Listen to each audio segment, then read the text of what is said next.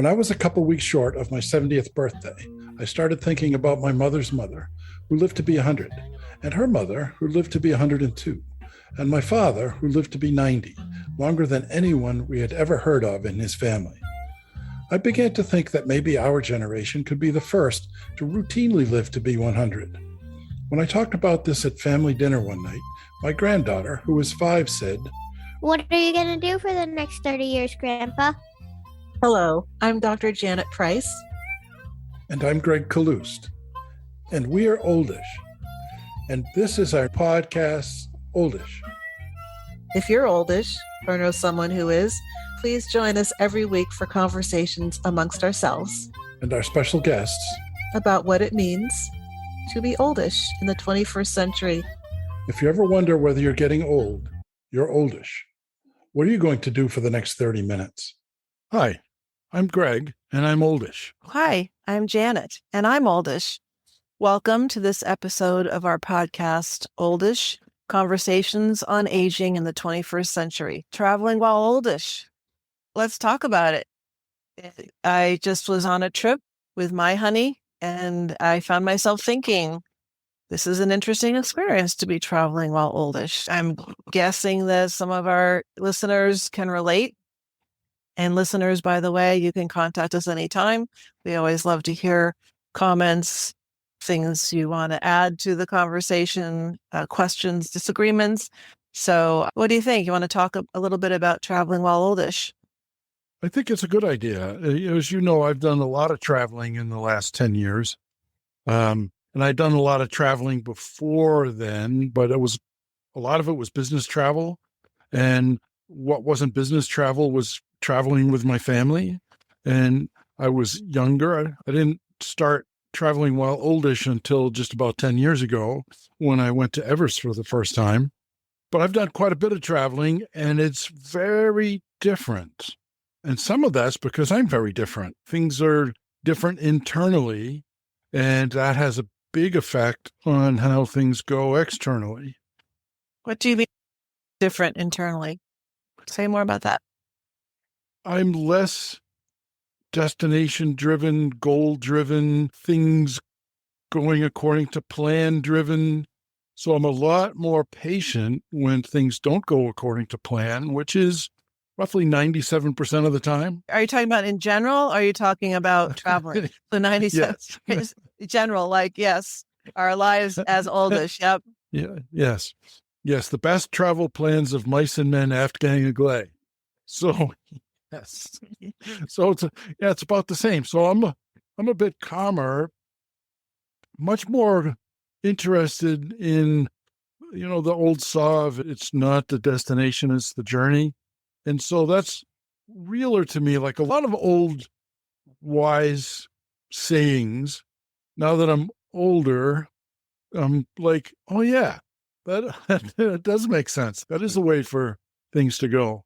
I'm a lot more tolerant of delays, of things that didn't work out as I planned. I can't even imagine being mad at somebody behind the airline desk. I can't imagine, and I'm pretty sure I've been crabby in the past, and I've seen a lot of people go ballistic when there was a delay, yell at the poor person who's standing behind the desk. They didn't do it. I wouldn't even think about doing that anymore. The biggest difference is I'm just more relaxed internally about a need to have the plan happen the way that we planned it out, or to get to someplace at a certain time, or just those things in general, have a crappy hotel room, or had a recent experience of spending a night at a truck stop and trying to sleep in the van.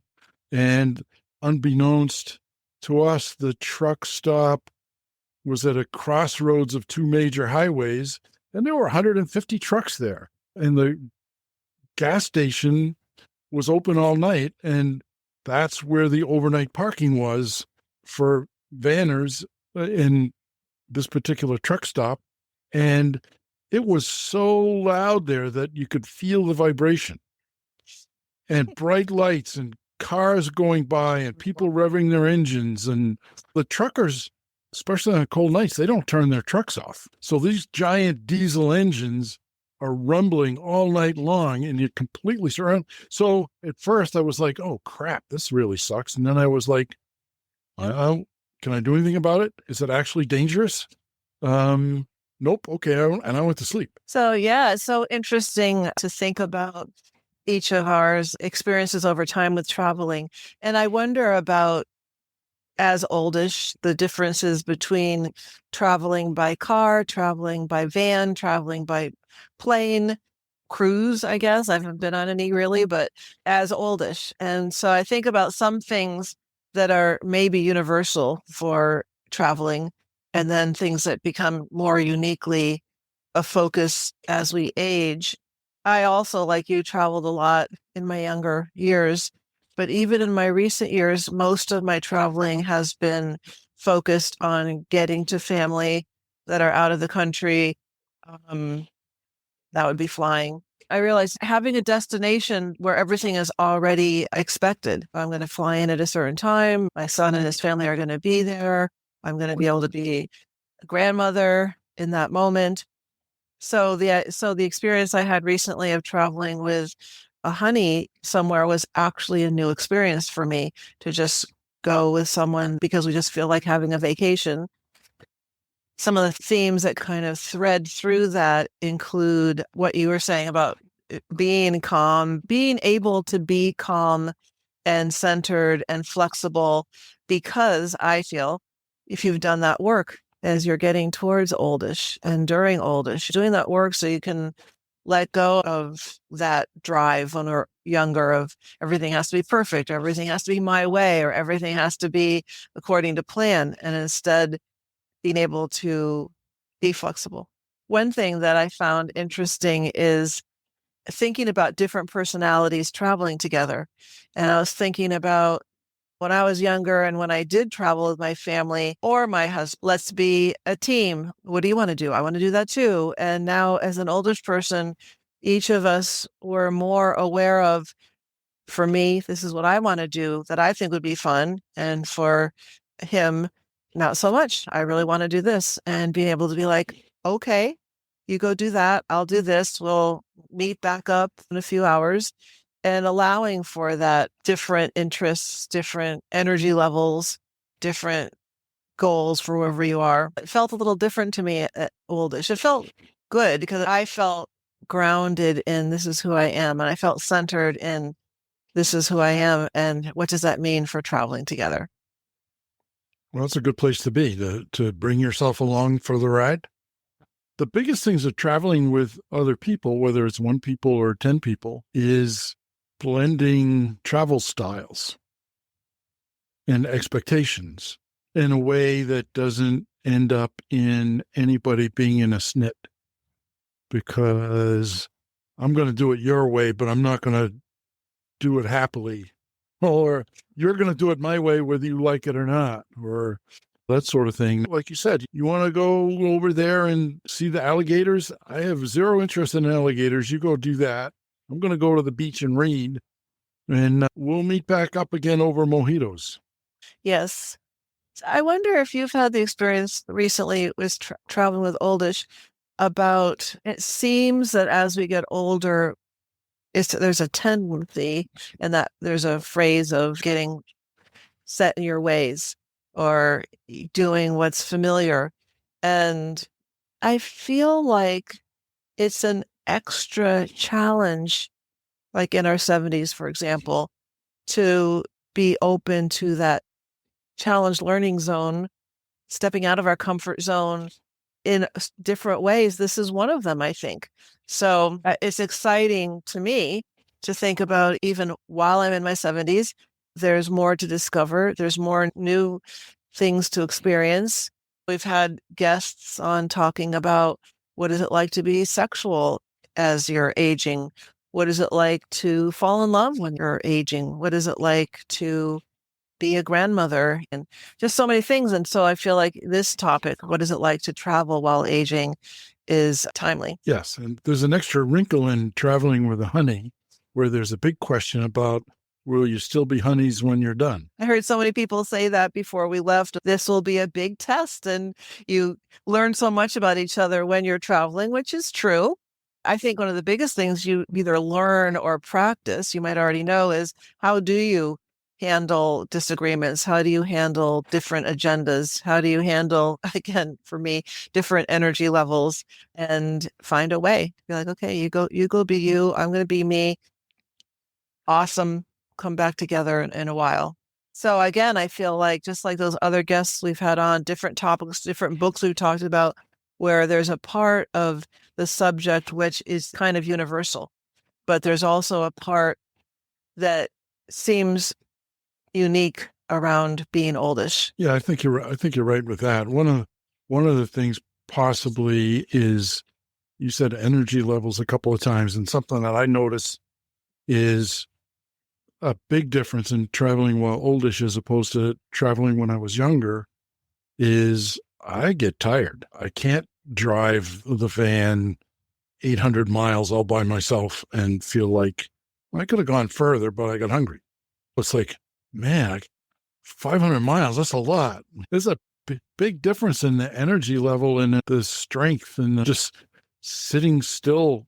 Flying a long distance in an airplane is different. One of the things that's different too is my tolerance for crowds, for strangers, for the noise, for the stimulation is less than it used to be, but my need to be tolerant of it is also less than it needs to be, so it's okay. You're more accepting of, this is too much for me, this is too loud, this is overstimulating, and that's okay. Yes. Yeah, that's what I meant to say. Yeah, that's okay. So I don't have to convince myself that it's a problem for me. It's just like, that's how it is. I always think about airports on a crowded day and when there's delays, and there's too much going on there for me. I don't want to do it, but I can't get away with it. But I'm more tolerant of my intolerance maybe in times like that. It's like, yeah, I got to take care of me. So I'm going to take care of me, and I'm just going to ignore all this other stuff and all these other people. But when I get on a plane, I'm looking out the window, because I've had many, many times the experience of being in that tin can in the sky with a bunch of people that I don't know and will never see again.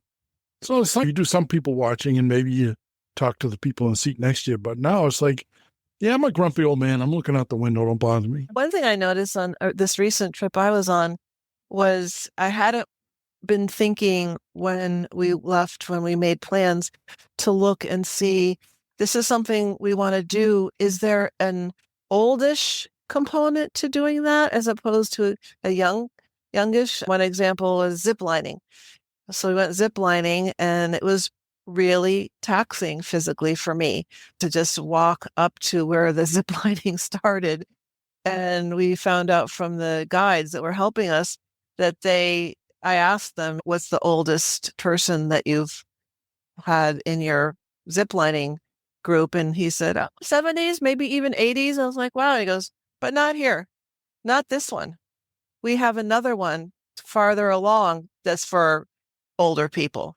And I thought, so when planning a trip, I realized next time the activity I might want to do is still something I can do, but is there a difference between what they offer for oldish people versus younger people? That's a fine how do you do, isn't it? I've had similar experiences where it's like, I didn't know it was going to be this hard.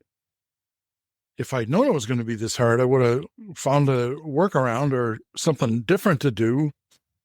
But it's hard to say, I'm not going ziplining because I'm old. I don't want to do that. But it's true of a lot of things. There are places that aren't that arduous. It's possible to go for a hike in the mountains without going to Mount Everest. Exactly. Yeah. And for me, it felt a little bit like an aha moment, and maybe a grieving moment, and an acceptance moment of, I can't assume that I'll just sign up for anything I want and do it like I did when I was younger. Like, I have to think through, how do if I had never been ziplining before, I might never get to do it again. So I was like, okay, I really want to go ziplining. What are the pieces of it? And do they offer this in different ways for depending on your age and ability. Yeah. And will they tell you? I think this one they would have, just because when I asked, I just was curious because everybody we were with were probably in their 20s and maybe 30s. So they were gung ho. They were so energetic. And I'm like, okay, can I make it? Can I make it? I think I can. And so then to find out that we could have signed up through this company for another version of the zip lining that they had available for people who are older. Well, in their defense, Janet, you look like you're in your 40s. Thank you. So they weren't going to volunteer that. They weren't going to look at you and say, lady, you're too old for this one. Let's come over here to the one with 3 wheels on it. You know. Exactly. Yes. So I also was thinking about budget and thinking that's a universal part of traveling, whatever age you are. I wonder, feels like there's something unique there for oldish people. What is your budget? And are you retired and the money you have is coming in through Social Security or whatever?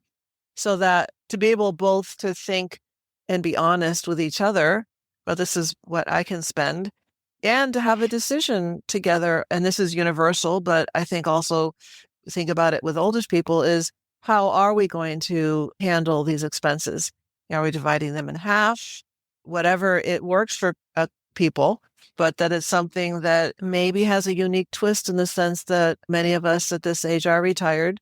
So what does that mean for what we can throw into the pot for a trip? That actually is a good question, because we may start a new podcast for couples with income disparities, because that's an issue. If you're a married couple that have pooled your resources, then you make a decision based on your total resources. But if you're not a married couple and you haven't pooled your resources, then if they're not equivalent, or more or less equivalent at least equivalent enough for what you're doing, then that can cause some frictions, unless, as usual, and by as usual, I mean the usual solution for just about any problem is communication.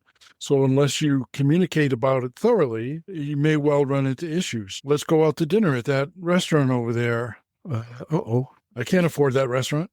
We don't want to have that discussion in the street outside the restaurant, I don't think. Yes, and you think about being in another country or something, and you're standing outside the restaurant. And I'm so in agreement about the communication piece. It makes me wonder, as far as the budgeting and payment for things, whether as oldish people, it would be easy for ego to get in the way. Like for either person to be like, I want to be able to pay for this, or I want to be able to go here and contribute half, or whatever the decision is between the couple. And I should be able to, and I used to be able to pay that much, and I can't anymore. So again, a big theme about being oldish is acceptance. Okay, well, this is what's in my pocket. This is what I have, and it's okay. It just means this is how I will make decisions about that restaurant or anything else. It's hard to start off those communications, especially in a new relationship, because in a new relationship, it feels to me important to avoid known points of friction.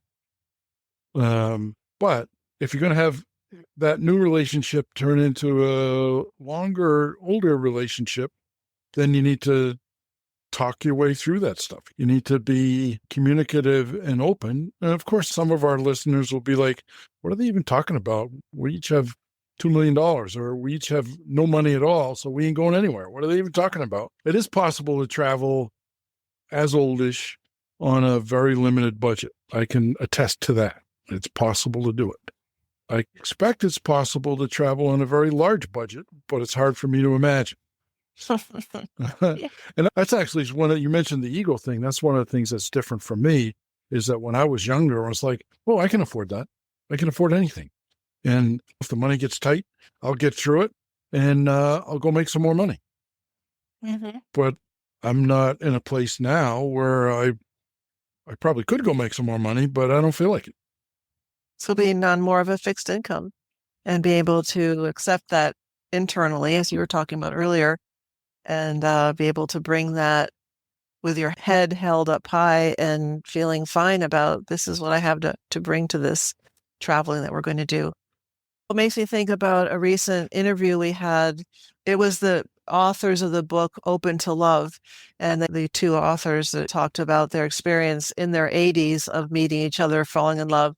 And one of the things that struck me about that process for them was that they were very aware of their age and aware that their time was now. And so they made a lot of decisions really fast about living together, telling their kids all the things. And I feel that way, as I'm not in my 80s yet, but just that sense of the time is now. So again, it goes into being in a new relationship in your 70s, and how careful are you, or how much time do you take for each step of the relationship or each stage when there's a sense of the time is now. So traveling might happen earlier in a new relationship than maybe it would when you're in your 40s, but that sense of the time is now. We're physically able to do this. We're alive. We're physically able to do this. We have enough money to do whatever it is that we're going to do. So I just found all of that very interesting. It just felt very unique and different from traveling when younger. Yeah, it's very different from traveling with younger. When I was younger, I always felt like I could, whatever it was, I could just pick it up and carry it and it would be fine. And I could make it happen. I don't feel much like I can really make things happen, or that it's even a good idea to try to make things happen. Yes. Yeah. I'm re-editing our conversation with Chris Balch from 3 years ago.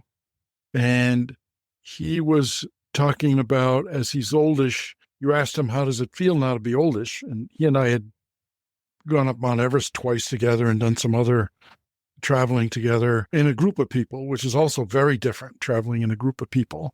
And he said that now that he's oldish, he might not make plans 20 years out in the future, or put something off for 20 years, Yes. or even 5. I'm not sure I would plan a trip for 2 years from now, even though it might take 2 years to get around to doing it. I don't know where I'm going to be in 2 years. So, including whether we're going to be alive in 2 years. And of course, that's true always, but it definitely is a heightened awareness as we become oldish. Yeah, it definitely is a heightened awareness. Something that I've been thinking a lot about, the trips that I took to Mount Everest and Mount Whitney and some other places with groups of people. Traveling with groups is way different being oldish. And I know that for sure. I had to deal with it a lot on my trips to Everest because I was oldish and the people who organized and most of the other people along on the trek were not oldish. And it hadn't occurred to me yet that nobody had asked me to be in charge. When I was young, I'm taking that up. I'll be the leader or a leader. And so as an oldish person, I had to learn how to say, okay, yeah, I'll follow you. I literally learn how to be a follower. I'm not going to be the first one up that trail. For one thing, I'm old enough to know I don't have any idea where that trail's going. So it's so much happier having a guide and somebody else to make some big decisions. There was a lot of friction around some of the decisions as I learned what I just said about subsuming my ego to another person as leader. That wasn't like I decided that, and yes, that's how it was. It wasn't even close to that. There was a fair amount of friction in learning these particular lessons. And some of them, looking back, it's 10 years since I went to Everest that first time. It's coming in November, will be the 10th anniversary of that trip. Wow. And I've been thinking about it a lot. And as you know, I've been noodling along with a memoir thinking, yikes, 10 years. I probably ought to get this written down. And if I don't do it now, when will I? So from a vantage point of 10 years, I can see some of the stories that I tell in my head and that I'll tell in the memoir look less the hero than I thought I did at the time. So the ego has changed. So I've learned that, yeah, there was definitely some friction, and some of the friction was caused by me, and a lot of it was caused by altitude sickness and the general stress of being 100 miles of walking up a mountain. Well, of course you're tired and you're stressed and you throw in the altitude. Of course there's friction And it wasn't because the other person was the causer of the friction. Sometimes I was the causer of the friction, but fairly often it was the circumstances were the cause of the friction. So that's a whole different thing for me, because I never was like that. I got to be in the front of the line. I have to be the leader. I have to make the choices. And that's not the best way to get to see the countryside, because all you see is your own ego. You don't see the countryside. That's such an important point for us as oldish people. How do we clear out fears, clear out ego disturbance to just be able to be in the moment? And it's so interesting because it makes me think of two things, like whether ultimately many oldish people would like to be traveling in groups because they don't have to make all the decisions themselves and there's someone else in charge. But then the other piece of it, which you just talked about, which I think is such a theme for being oldish, is learning how to let go of how we would do it. Or it's that weird combination of our wisdom almost being in conflict with letting go and letting younger people dictate things. And I have a feeling, well, it's probably obvious that if we have the gift of living to old age, that's going to be more and more what we have to do, is letting go. And even though we can think, okay, it would be better if you did it this way, we might be in a situation of, okay, but they're going to do it that way and it's going to be okay. It's a kind of a form of kindness, because in my oldishness, I realize that everything I know, everything that I've learned, it was because I made mistakes.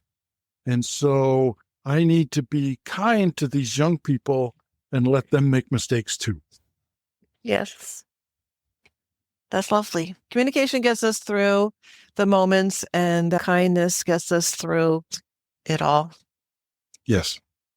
Once again. Once again. Speaking of get through it all, here it is. We've gone past the time we said we were going to talk to. It's always too much fun talking with you, Janet. We should have some of those 2-hour podcasts like some people do. Maybe we'll try it. Certainly we could talk more about this, or have people come back and have us circle back to certain topics. Yeah. So let's revisit this topic, but end on a high note today. Yes. Sounds like a good idea. Well, I'm glad you went on a trip with your honey, and I'm glad you came back.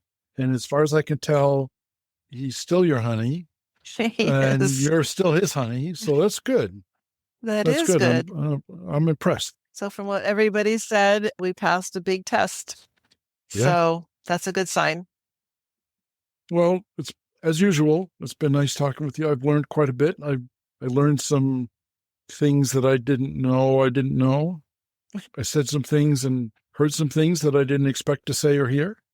So that's good. So it continues to be a surprise, and it's always a pleasure to hang out with you, Janet.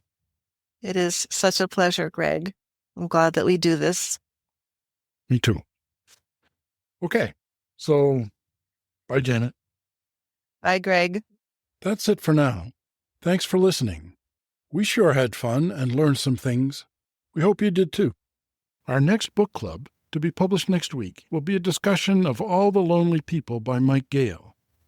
Can the main character in his 80s become oldish? You can leave comments or requests for topics or guests on this or other episodes at www.oldish.me. There's a link there too if you've wondered how you can help support our podcast. If you like what you heard today, please tell a friend and rate and review our podcast on Apple Podcasts or wherever you listen to podcasts.